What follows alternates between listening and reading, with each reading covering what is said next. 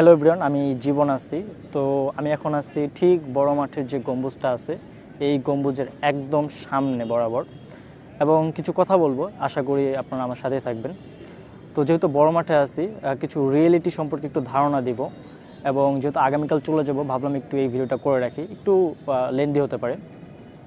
তো এখন যেহেতু বড় মাঠে একটু অনেক রুলস জারি করছে, বিশেষ করে গম্বুজে উঠা নিয়ে, তারপরে যে গম্বুজের সৌন্দর্য রক্ষার্থে, গম্বুজের পবিত্রতা রক্ষার্থে, এগুলো আসলে কার্যক্রম কতটুকু বাস্তবায়ন হচ্ছে।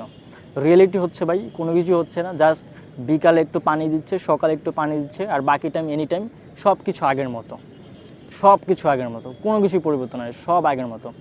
আর সবচেয়ে খারাপ বিষয় কি, বড় মাঠে গম্বুজে জুতা নিয়ে উঠা যাবে না, কিন্তু যে এই যে এদিক যে এরিয়াটুকু আছে পুরো মাঠে গরু ছাগল একদম ভর্তি থাকে। এই গরু ছাগল হাগে মুতে প্রস্রাব করে, এটা কারো কোনো সমস্যা না।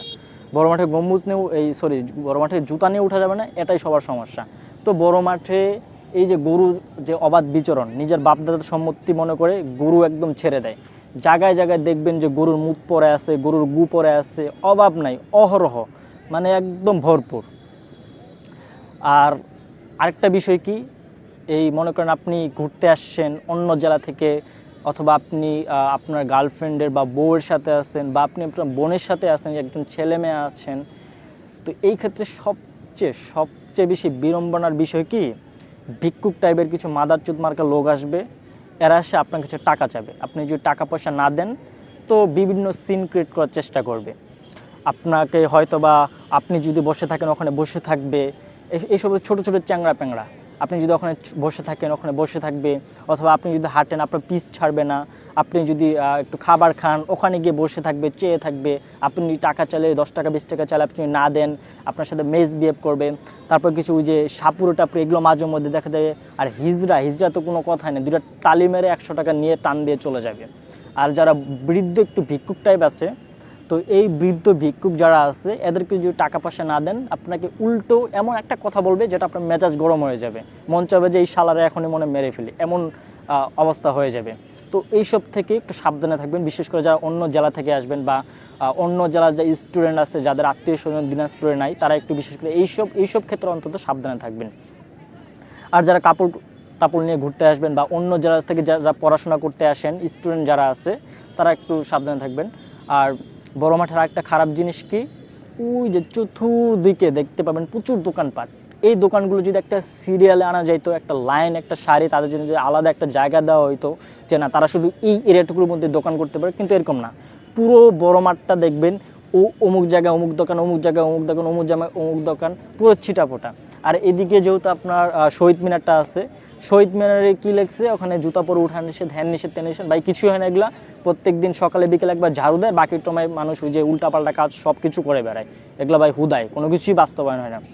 আর বড় মাঠের অনেক খারাপ দিক কি, এখানে আসলে বিশেষ করে সন্ধ্যার পরে আপনি যদি বাইরের জেলা থেকে আসেন, এখানে হবে কি একটা বিষয় কি, আপনি যদি আননোন পার্সন হন, অন্য জেলা থেকে আসেন, সেই ক্ষেত্রে হবে কি, বিভিন্ন চ্যাংরা প্যাংরা যারা টোকাই মোকাই, এগুলো আপনাকে আটক করে আপনাকে জিজ্ঞাসাবাদ করে, আপনি যদি আননোন পার্সন হন এরকম কোনো কিছু প্রুভ করতে পারে, তাহলে দেখবেন চাক্কু টাক্কু বের করে আপনার কাছে মালপত্র যা আছে সব নিয়ে যাইতে চাইবে। তো এই ক্ষেত্রে একটু সাবধানে থাকবেন।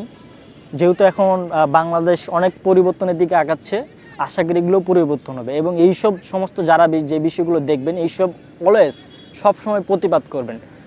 আর যেহেতু গম্বুজের বিষয় বলতেছিলাম, তো আমি দেখতেছি ওখানে আলটিমেটলি রাইট নাও আমার চোখের সামনে একটা কাপড় দাঁড়িয়ে ছবি তুলতেছে, আমার চোখের সামনে দাঁড়িয়ে ছবি তুলতেছে একটা ছেলে এবং একটা মেয়ে। আর এদিকে যেহেতু স্টেশন রোডের ওই দিকটা ভাই প্রচুর খারাপ। দিনাজপুরে একটা লোকাল ভাষা ডাইল নামে একটা জিনিস আছে, যেটা মাদক দ্রব্য। তো এই ডাইলের বোতল অহরহ দেখতে পারবেন আপনি, প্লাস অনেক মাদক সেবী আছে যারা অহরহ, এদিকে অভাব নেই, প্রচুর মাদক সেবী, তারা ওপেনলি মাদকটা খায়, ইঞ্জেকশন ঢুকায়, পুশ করে, অনেক কিছু খায়। এগুলো কোনো পদক্ষেপ নয়, এখানে বড় মাসে দুদিন ঝাড়ু দিয়ে ওই নাম কামাইতে চায়। যাই হোক, আলটিমেটলি একটা কথাই বলবো, যে যারা অন্য জেলা থেকে আসবেন একটু সাবধানে থাকবেন, বিশেষ করে এই এরিয়াটুকুর মধ্যে প্রচুর বাজে মানুষ ভাই, প্রচুর বাজে মানুষ, লোকারণ্য প্রচুর, লোকজন প্রচুর, কিন্তু প্রচুর বাজে মানুষ। বিশেষ করে শিশু পার্কে যারা যাবেন সাবধানে যান, ওই দিকটা হলো শিশু পার্ক। তো যাই হোক, আলটিমেটলি সবাই সাবধান থাকবেন, এবং সবচেয়ে বেশি যেটা প্রতিহত করবেন এই মাদারচুদ মার্কা যারা এই টোকায় মোকায় যারা টাকা পয়সা চাইতে আসে এদের থেকে, আর ওই যে যারা সন্ধ্যার কট্টর দেওয়া কত কী করে এইসব থেকে, আর অবশ্যই যারা এইসব গরু ছাগল নিজের জায়গা মনে করে ছেড়ে দেয় তাদের যদি দেখতে পারতাম, আমি না করতাম, কিন্তু তাদের কখনো দেখতে পাইনি। তো যাই হোক, আলটিমেটলি এই হলো কথাবার্তা। আমি পুরো কথাটাই অগোছালো ছিল, কারণ হঠাৎ মনে হলো যে একটা ভিডিও করি, সো এই ভিডিওটা করলাম। তো ঠিক আছে, ভালো থাকবেন সবাই।